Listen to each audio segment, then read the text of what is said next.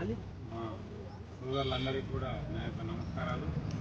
జగ్జీవన్ రామ్ గారు 1908లో బీహార్ రాష్ట్రంలో జన్మించి మన ఆర్థిక అసమానతలు, సాంఘిక అసమానతలను తొలగించడానికి ఆయన చాలా కృషి చేయడం జరిగింది. సాంఘిక అసమానతలు తొలగించాలి, మన ప్రజలందరూ ఒకటే సమానత్వం పాటించాలనే ఉద్దేశంతో ఆయన చివరి వరకు ప్రయత్నం చేసి మొత్తం అణగారిన వర్గాలకు దారపోసి అంకితం చేసిన వ్యక్తి. అలాంటి మహోన్నతమైన వ్యక్తి ఆదర్శాలను ఈరోజు యువత అందిపుచ్చుకొని ముందుకు సాగాలని కోరుకుంటూ, స్వాతంత్ర సమరయోధుడు, అణగారిన వర్గాలను రాజకీయంగా విద్యాపరంగా అభివృద్ధి చెందాలని ఉత్తర భారతదేశంలో పుట్టినటువంటి బాబు జగ్జీవన్ రావు గారు ఎంతో శ్రమతోటి అతను ఉపరాష్ట్రపతి అయిండు, రైల్వే శాఖ మంత్రిగా అయిండు. తర్వాత అతని కూతురు వీరా కుమారి గారు కూడా మన తెలంగాణ ఆమె లోక్సభ స్పీకర్గా ఉన్నటువంటి వ్యక్తి. ఆమె తెలంగాణ కావాలని ఆంధ్ర పాలకులు వద్దని ఎంత వ్యతిరేకించినా కూడా కాదు, ఇవాళ తెలంగాణ అణగారిన వర్గాలను ఉండకూడదు, తెలంగాణ ప్రాంతం బాగుపడాలంటే ఎడారి ప్రాంతం కావద్దని, బంగారు తెలంగాణ కావాలని ఇవ్వడం జరిగింది. భారతదేశానికి చేసినటువంటి సేవలని స్మరించుకోవాల్సినటువంటి అవసరం ఉంది.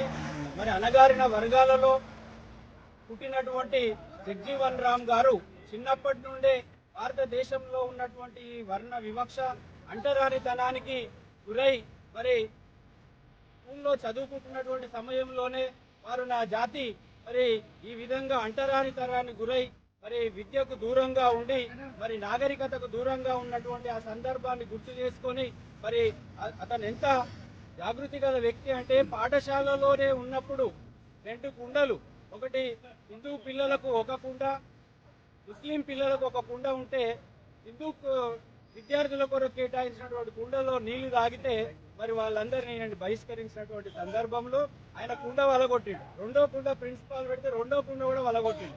మరి అంత ధైర్యం గల వ్యక్తి మరి భారతదేశంలో మరి ఆ తర్వాత జరిగినటువంటి క్రమంలో వారు ఉప ప్రధానిగా ఎన్నికైనటువంటి సందర్భం చూసినాం. మరి ప్రపంచంలోనే ఇప్పటి జనరేషన్ తెలియదు, ప్రపంచంలోనే ఆయనకు ఒక రికార్డు ఉంది. ఒక పార్లమెంటేరియన్గా ఆయన ఎన్ని సంవత్సరాలు అయితే సేవ చేసిండో అది ప్రపంచ రికార్డు. అంతేకాదు మరి పాకిస్తాన్ యుద్ధం జరిగినప్పుడు, పాకిస్తాన్ మీద గెలిచినప్పుడు వారు రక్షణ శాఖ మంత్రిగా ఉన్నారు. ఈ దేశం ఆహార కొరతతో కొట్టుమిట్టాడుతున్నప్పుడు మరి హరిత విప్లవానికి నాంది పలికినటువంటి గొప్ప నాయకుడు, దార్శనికుడు బాబు జగ్జీవన్ రామ్.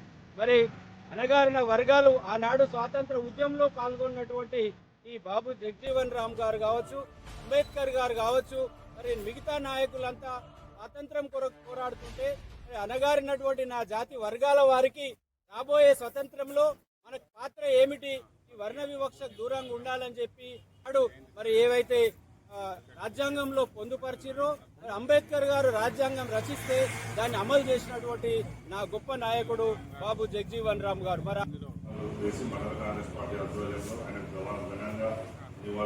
జరిగింది. బాబూజీగా పిలువబడే బాబు జగజ్జీవన్ రావు ఒక రాజకీయవేత్తనే కాకుండా సంఘ సంస్కరణ, ఆర్థికవేత్త, అన్ని రంగాల్లో నిష్ణాతుడు. అతడు ఒక బీహార్, వెనుకబడిన రాష్ట్రం బీహార్, ఒక దళిత కుటుంబంలో జన్మించి అప్పటి రోజుల్లో దళితుల పట్ల జరిగే అవమానాలను, అంటరానితనాన్ని నివారించడానికి ఆయన ఎన్నో సంస్కరణలు చేశాడు. ఆయన మంచి విద్యావేత్త. అతను చిన్న వయసులోనే జవహర్లాల్ నెహ్రూ అటువంటి క్యాబినెట్ లో మంత్రిగా పనిచేశాడు. అదేవిధంగా ఆయన కార్మిక శాఖ మంత్రిగా పనిచేసి కార్మికుల పట్ల ఆయనకున్న శ్రద్ధను చూపించాడు. అదేవిధంగా దేశంలో ఎన్నో సంస్కరణలు తీసుకొచ్చి దేశ భవిష్యత్తు బాగుండాలి, అంటరానితనం పోవాలి, ప్రతి ఒక్కరు సమన్యాయం పొందాలని చెప్పేసి బాబు జగజ్జీవన్ కృషి ఎప్పటికీ మరవలేనిది. అతన్ని స్ఫూర్తిగా తీసుకొని నేటి యువత కూడా ముందుకు సాగాలని ప్రతి ఒక్కరిని కోరుకుంటున్నాం. ఎందుకంటే బాబు జగజ్జీవన్ రావు ఒక బీహార్ రాష్ట్రం దళిత వర్గంలో పుట్టినప్పటికీ కూడా తను ఎలాంటి నిరాశ చెందకుండా మంచి విద్యాభ్యాసం పొంది రాజకీయంలో కూడా అనేక శాఖలు, ఆల్మోస్ట్ దేశంలో ఎన్నో శాఖలు నిర్వహించి రాష్ట్రకు ఉప ప్రధాని పదవిని కూడా చేపట్టిన ఘనత బాబు జగజ్జీవన్ రావు దొరికింది. కానీ అతన్ని అప్పట్లో బాబూజీగా పిలువబడారు. అతన్ని అందరూ కూడా ఇప్పుడు ఆదర్శంగా తీసుకొని ముందుకు సాగాలని మరొకసారి కోరుకుంటున్నాను. జై బాబు జగన్. అంటరానితనానికి గురై బీబీనగర్ మండల కాంగ్రెస్ పార్టీ ఆధ్వర్యంలో బాబు జగజీవన్ రావు గారికి జాతి ఘనంగా నివాళులు ఈ విధంగా అర్పించడం జరిగింది. గురై మరి విద్యకు దూరంగా ఉండి మరి నాగరికతకు బీహార్ రాష్ట్రంలో వెనుకబడినటువంటి దేశంలో బీహార్ రాష్ట్రంలో దళిత కుటుంబంలో ఉన్నటువంటి బాబు జగజీవన్ రావు పాఠశాలలోనే ఉన్నప్పుడు కులమత భేదాలు లేకుండా అందరినీ చూడాలనే ఉద్దేశంతో ఆ రోజులల్లా చేసినటువంటి గొప్ప భావోత్తమైన వ్యక్తి బాబు జగజీవన్ రావుకు నివాళులు అర్పించడం ఎంతో అభినందనీయమని 8వ జయంతి ఉత్సవాలు బాబు జగజీవన్ రావుని జరుపుకోవడం జరుగుతుంది. తను భారతదేశానికి ఎంతో సేవ చేసినాడు.